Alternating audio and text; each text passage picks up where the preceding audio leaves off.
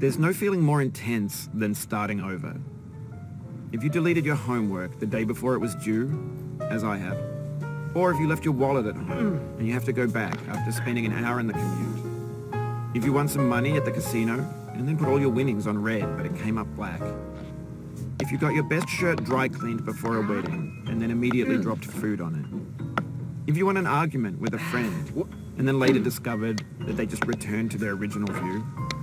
Starting over is harder than starting up.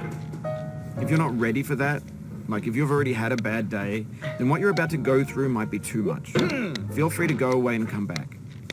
I'll be here. Alright, thanks for coming with me on this trip. I'll understand if you have to take a break at any point. Just find a safe place to stop and quit the game. Don't worry, I'll save your progress, always, even your mistakes.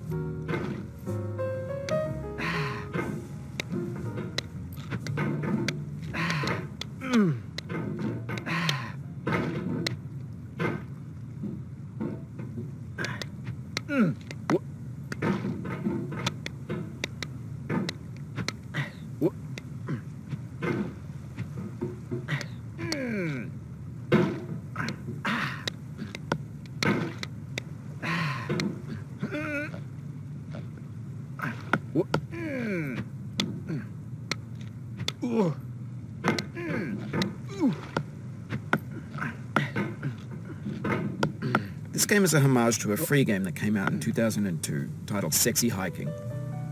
The author of that game was Jazuo, a mysterious Czech designer who was known at the time as the father of B games. And B games are rough assemblages of found objects. Designers slap them together very quickly and freely, and they're often too rough and unfriendly to gain much of a following. They're built more for the joy of building them than as polished products.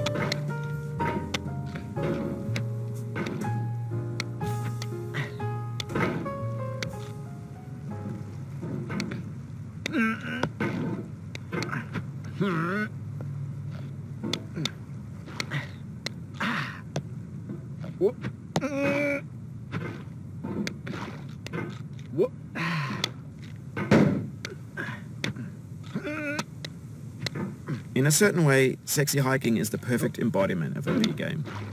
It's built almost entirely out of found and recycled parts, and it's one of the most unusual and unfriendly games of its time.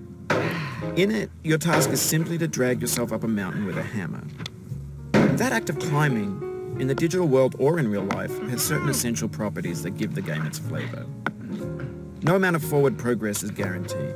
Some cliffs are too sheer or too slippery, and the player is constantly, unremittingly in danger of falling and losing everything.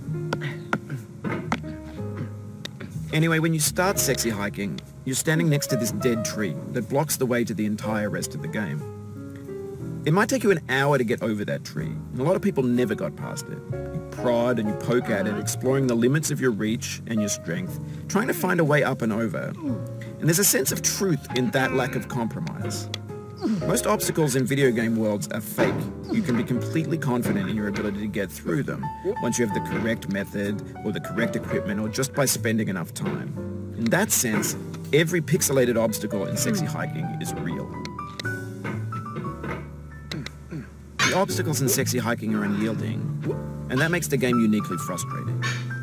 But I'm not sure Jazzuo intended to make a frustrating game. The frustration is just essential to the act of climbing, and it's authentic to the process of building a game about climbing. A funny thing happened to me as I was building this mountain. I'd have an idea for a new obstacle, and I'd build it, test it, and it would usually turn out to be unreasonably hard. But I couldn't bring myself to make it easier. It already felt like my inability to get past the new obstacle was my fault as a player rather than as a builder. Imaginary mountains build themselves from our efforts to climb them, and it's our repeated attempts to reach the summit that turns those mountains into something real. When you're building a video game world, you're building with ideas. And that can be like working with quickset cement. You mold your ideas into a certain shape that can be played with. And in the process of playing with them, they begin to harden and set until they're immutable, like rock. And at that point, you can't change the world. Not without breaking it into pieces and starting fresh with new ideas.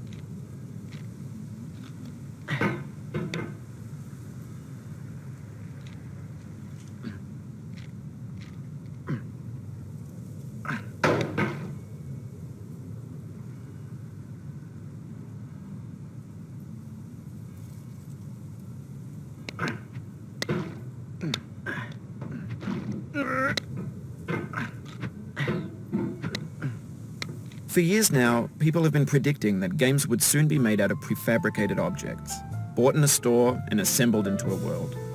And for the most part, that hasn't happened, because the objects in the stores are trash. I don't mean they look bad or that they're badly made, although a lot of them are. I mean they're trash in the way that food becomes trash as soon as you put it in the sink. Things are made to be consumed and used in a certain context, and once the moment is gone, they transform into garbage. In the context of technology, those moments pass by in seconds.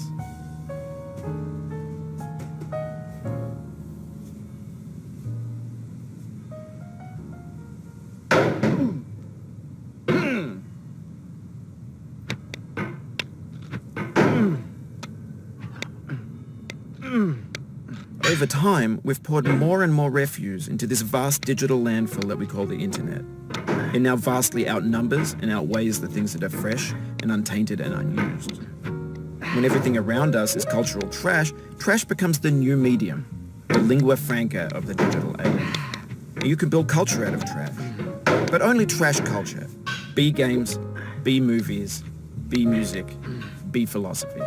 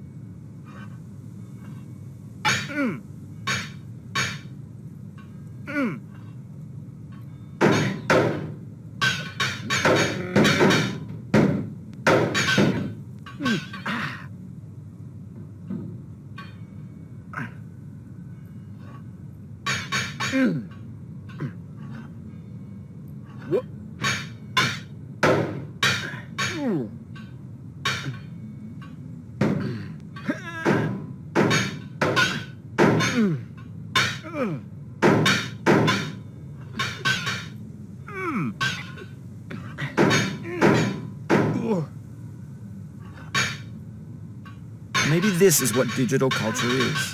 A monstrous mountain of trash, the ash heap of creativity's fountain. A landfill with everything we ever thought of in it. Grand, infinite, and unsorted.